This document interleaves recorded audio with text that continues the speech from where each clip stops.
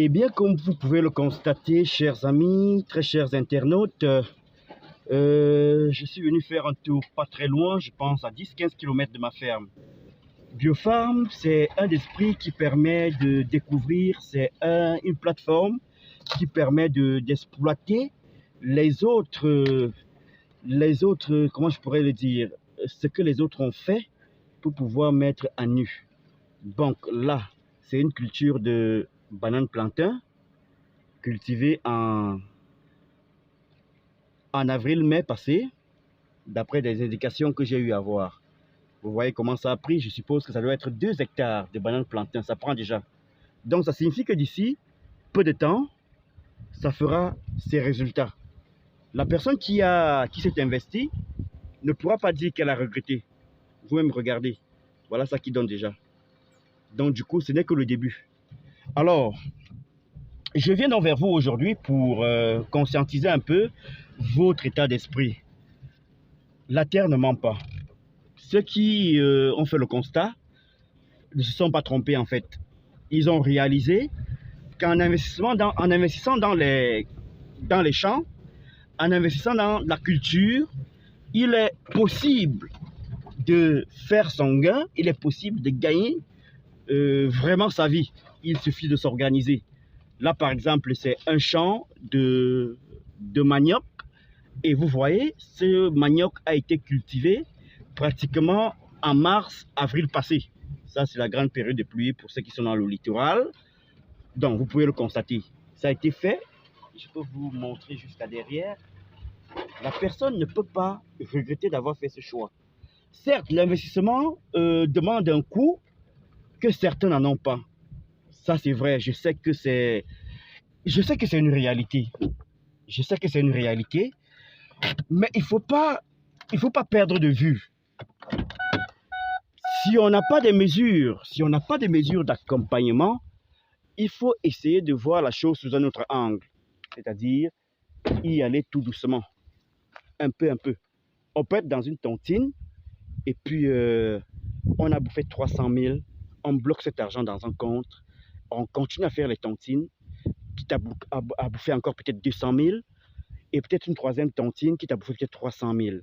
Et au fond de compte, si vous pouvez vous retrouver même avec 1 million ou 1 500 000, chers jeunes, je ne vous conseillerais pas d'aller construire une maison. Loin de là, vous n'allez jamais gagner. Le résultat ne sera pas là. Vous n'allez pas gagner. Cherchez là où vous pouvez injecter cet argent, soit en cultivant, je ne sais pas, 2 ou 3 hectares de manioc ou de plantain. C'est un investissement qui va vous rapporter. Croyez-moi. Moi-même en me lançant, ça n'a pas été du tout facile parce que j'ai dû faire des calculs pour pouvoir comprendre comment est-ce que certains s'en sortaient. J'ai fait tous les calculs, je me dis, mais je prendrai l'argent où?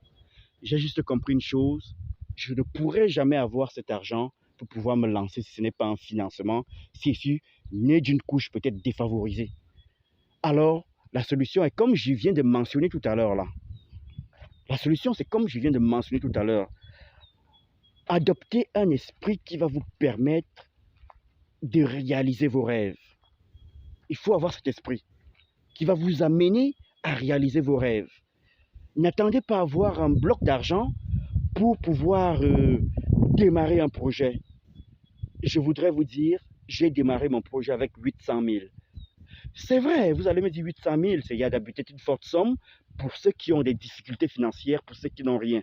Mais pour avoir les 800 000, j'ai dû entrer dans des tontines. Et j'ai économisé pendant pratiquement 1 an pour les 800 000 en question. Alors quand j'ai eu les 800 000, qu'est-ce que j'ai fait? J'ai commencé à fouiller avec insistance l'endroit où je pouvais démarrer mon projet d'élevage. Mais comme les bonnes choses viennent généralement seules, je suis entré en contact avec une dame qui avait son terrain quelque part bien retiré. Je me suis accordé avec elle pour louer ce terrain à hauteur de 5 000 francs l'année. 5 000 francs l'année. Vous me suivez très bien. Alors, j'ai dit à la dame, moi, je n'ai pas de gros moyens. Est-ce que je peux faire une avance? On est tombé d'accord. Je lui ai d'abord versé 50 000.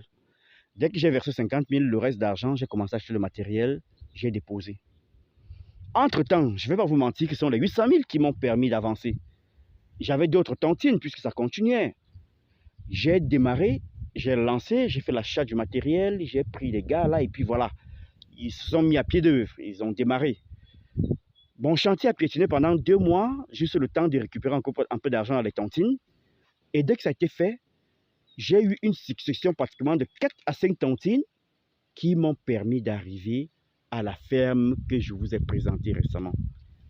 Je vous assure, l'investissement m'a pris environ 7 500 000. 7 500 000 parce qu'au début, j'ai eu un mauvais business plan. 7 500 000. Ce n'est pas la porte à côté parce que l'investissement continue. Mais je prends juste le cas par rapport à l'arrivée des porcelets. Tout ce qui a été fait, culture de plantains, mise des porcelets, investissement au niveau de la construction des loges, du puits, du fourrage, pas du fourrage, du château, autant pour moi. Donc, disons jusqu'à ce que ce soit presque fonctionnel. Je me suis engagé et au jour d'aujourd'hui, je ne regrette pas parce que quand je regarde, c'est plutôt passionnant et c'est très encourageant. Très passionnant, je ne peux pas vous mentir. Donc, là, je suis venu à une ferme qui se situe à 10 km. En fait, ce n'est pas une ferme, il est en train de démarrer lui aussi.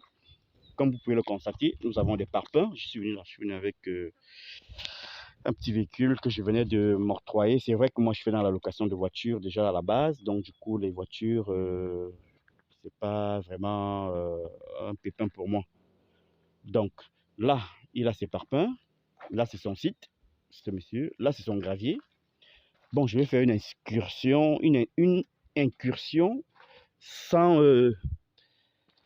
autorisation parce que là, le site est vide, il n'y a personne. C'est vraiment retiré là. C'est ce qu'il est en train de faire. Je ne sais pas ce qu'il a prévu ici. Est-ce une ferme de